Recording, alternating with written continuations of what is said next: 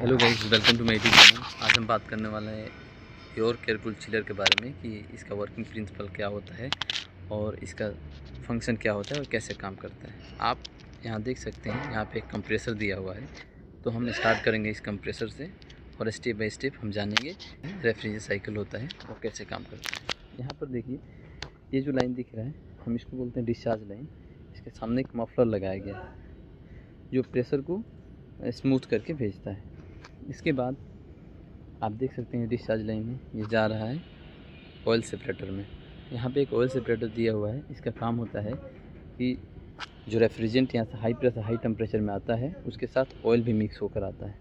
तो उस ऑयल को सेपरेट करने के लिए और अगेन कंप्रेसर में भेजने के लिए इस ऑयल सेपरेटर का इस्तेमाल किया जाता है। अदरवाइज़ अगर ऑयल ना रहे कंप्रेसर में तो जो हमारा कंप्रेसर है वो वर्क नहीं करेगा, स्टार्ट नहीं होगा। तो इसीलिए ऑयल का रिटर्न होना ज़रूरी है। यहाँ पे देखिए जो ऑयल सेपरेटर है इसमें ये लाइन इन हुआ है और यहाँ से जो ऑयल सेपरेट होके वो नीचे की तरफ जाता है।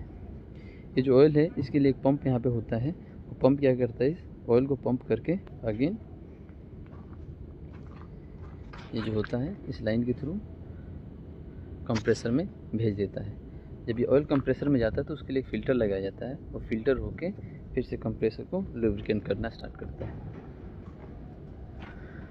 यहाँ पर जो रेफ्रिजरेंट होता है उसमें से ऑयल निकलकर ये जो रेफ्रिजरेंट है इसके ऊपर के लाइन से डिस्चार्ज होता है और ये कंडेंसर में जाता है। यहाँ पे देख सकते हैं ये कंडेंसर दिया हुआ है, ये कंडेंसर में जाता है। तो कंडेंसर में ये जो मिडिल लाइन है, मिडिल लाइन ये गैस का इनलेट पॉइंट है। आप देख सकते हैं ये गैस का इनलेट पॉइंट है और ये जो स्मॉल पॉइंट जो दिख रहा है ये गैस का आउटलेट है। तो high pressure high temperature vapour में ये इन करता है, लेकिन जब ये कंडेंसर से आउट होता है तो high pressure medium temperature liquid refrigerant में कन्वर्ट होके यानी लिक्विड में कन्वर्ट हो गए और इस लाइन के थ्रू ये आगे की तरफ फ़िल्टर ड्रायर में जाता है। यहाँ पे देख सकते हैं ये फ़िल्टर ड्रायर है जो कि हर चिलर में इस्तेमाल किया जाता है। इसका काम होता है कि मॉइस्चर और रेफ्रिजरेंट में मॉइस्चर को और एब्जॉर्ब करना और मॉइस्चर फ्री रेफ्रिजरेंट को इस एक्सपांसन डिवाइस में, यहाँ पर ये एक्सपांसन डिवाइस है, इसमें भेजना। क्योंकि अगर मॉइस्चर आएगा इस एक्सपांसन डिवाइस के पास तो इसके पास प्रेशर कम होता है। जब प्रेशर कम होगा तो टेम्परेचर कम होगा। उस टेम्परेचर कम होने की वजह से इसमें जो मॉइस्चर है वो आइस में कन्वर्ट हो सकता है और इसको ब्लॉक कर सकता है। इसीलिए मॉइस्चर को फिल्टर होना यहाँ ज़रूरी है। जब ये रेफ्रिजरेंट इस एक्सपांसन डिवाइस में एंटर करता है तो इसका काम होता है कि अकॉर्डिंग टू द लोड इसके प्रेशर को कंट्रोल करना। और ये क्या करता है, high pressure medium temperature liquid refrigerant को low pressure low temperature liquid refrigerant में कन्वर्ट करता है और ये इस फ्लश टैंक में देता है। आप यहाँ देख सकते हैं ये फ्लश टैंक है जिसका ये इनलेट पॉइंट है और इधर से आउटलेट पॉइंट जा रहा है। तो इसमें क्या होता है कि इसमें 80% लिक्विड आता है और 20% वेपर आता है। जो लिक्विड होता है वो नीचे की तरफ स्टोर हो जाता है और जो वेपर होता है उस लाइन से आउट होके और कंप्रेसर में अगेन चला जाता है कंप्रेसर को ठंडा करने के लिए। इस लाइन को हम बोलते हैं इकोनोमाइजर लाइन। इस लाइन को हम इकोनोमाइजर लाइन बोलते हैं और इसमें ये जो वाल लगा है इकोनोमाइजर लाइन एक्सपेंशन डिवाइस लगा है। ओके,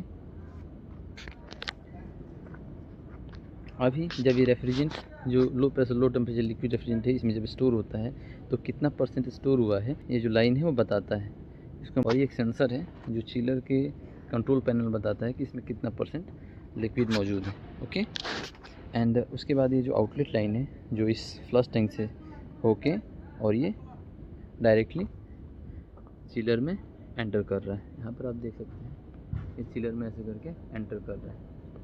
जब ये रेफ्रिजरेंट चिलर में एंटर करता है उसके बाद वो वाटर से हीट को एब्जॉर्ब करता है और एब्जॉर्ब करके लो प्रेशर लो टेम्परेचर वेपर में कन्वर्ट होता है और वो वेपर रेफ्रिजरेंट जो होता है इस लाइन से कंप्रेसर के सक्शन लाइन के थ्रू कंप्रेसर में चला जाता है। तो ये बेसिकली इसका जो है रेफ्रिजरेशन साइकिल है।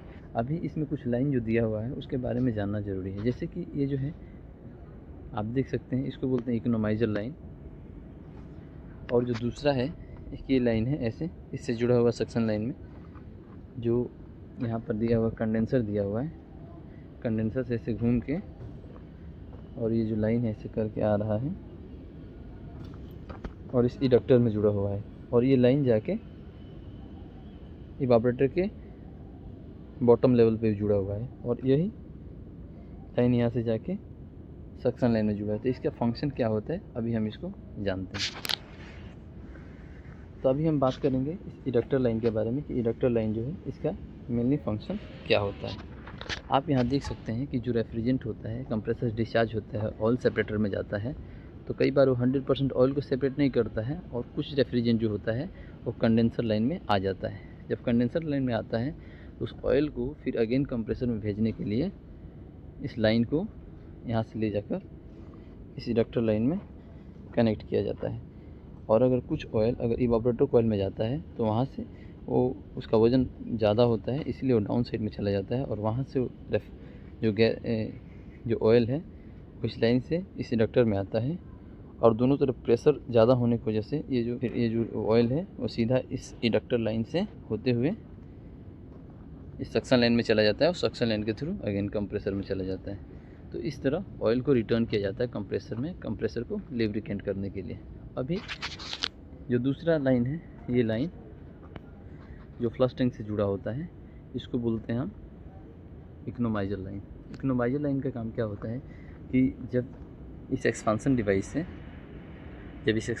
से जो रेफ्रिजरेंट है 80% लिक्विड आता है और 20% वेपर आता है, तो जो वेपर होता है ऊपर की तरफ भगता है, और ऊपर की तरफ भग के और इस इकोनोमाइजर लाइन से ये जाता है इकोनोमाइजर इलेक्ट्रॉनिक एक्सपांसन डिवाइस में जाता है। यहाँ पर जब एंटर करता है तो ये जो इलेक्ट्रॉनिक एक्सपांसन डिवाइस है, ये जो EV एक्सपांसन डिवाइस है, ये ओपन होता है और इस लो pressure low temperature vapour refrigerant को अगेन इस कंप्रेसर में भेजता है, जिससे कि इसका बाइंडिंग ठंडा होता है और इसका बाइंडिंग जलने से बचता है। तो ये बेसिकली इसका सेफ्टी है। और यहाँ पर आप देख सकते हैं, यहाँ पे 2 सोलेनॉइड कॉइल दिया हुआ है, 1 और 2।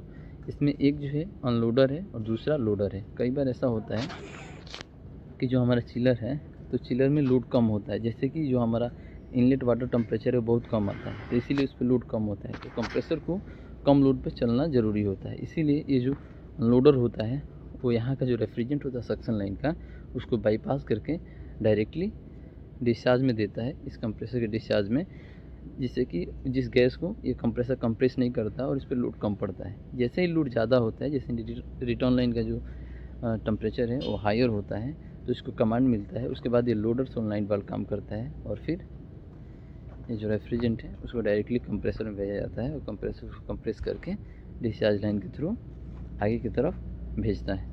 तो ऐसे लोडर और नॉन लोडर काम करता है। आप यहाँ देख सकते हैं, इसका ऑल डिटेल मेंशन किया हुआ है। ये एयर का चिलर है, एयर कूल्ड, और यहाँ पे इसका सेंसर लगा हुआ है, जैसे इसको बोलते हैं डिस्चार्ज टेम्परेचर सेंसर। यहाँ पर ये जो है ऑयल प्रेशर सेंसर है। अगेन जब हम आगे जाएंगे तो इसके ऊपर देखेंगे, उसको बोलेंगे डिस्चार्ज प्रेशर सेंसर। ऐसे ही यहाँ पर एक लाइन गया हुआ है अंदर, इसको बोलेंगे एम्बिएंट टेम्परेचर सेंसर बोलते हैं उसको।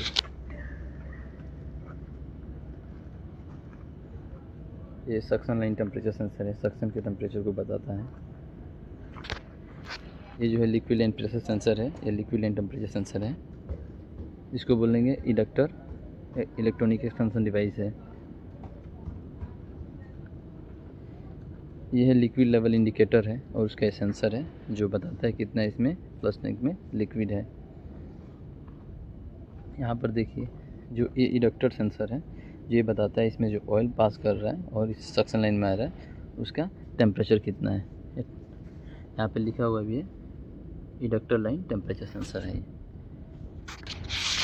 अभी आप यहाँ पे देख सकते हैं कि जो इसमें 2 लाइन दिया हुआ है, ये जो नीचे जो लाइन जा रहा है नीचे से, इसको बोलते हैं सप्लाई रिटर्न लाइन बोलते हैं। जो चिलर में ठंडा होने के लिए पानी आता है और ठंडा होकर जो पानी जाता है उसको बोलते हैं सप्लाई लाइन। तो ये सप्लाई लाइन है, और उसके बीच में ये जो लगा है ब्लैक सा, इसको बोलते हैं फ्लेक्सिबल कनेक्टर बोलते हैं। जो जब ये चिलर चलता है तो इसका वाइब्रेशन इस पाइप में न जाए, उसे प्रोटेक्ट करता है।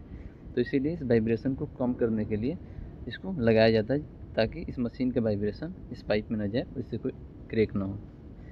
इसमें आप देख सकते हैं सेंसर भी लगा हुआ है, सप्लाई या टेम्परेचर सेंसर, रिटर्न या टेम्परेचर सेंसर। और उसके बावजूद भी इसमें वाटर फ्लो स्विच भी लगाया जाता है कि जब ये पंप चले तो उस टाइम में ये पता चलना चाहिए कि इसमें से वाटर फ्लो हो रहा है, तभी ये चिलर चलेगा। अदरवाइज चिलर चलेगा और वाटर फ्लो स्विच काम नहीं करेगा तो उस कंडीशन में इसमें आइस जम सकता है और जिससे चिलर ब्लास्ट हो सकता है। तो उसके प्रोटेक्शन के लिए ये लगाया जाता है। तो आप ये देख सकते हैं हमारे पास एक एयर कूल चिलर है जो यॉर्क का है और इसका वर्किंग प्रिंसिपल यही है। और इसमें जो भी अलार्म आता है उसके डिस्प्ले पे आता है जो फ्रंट साइड में है।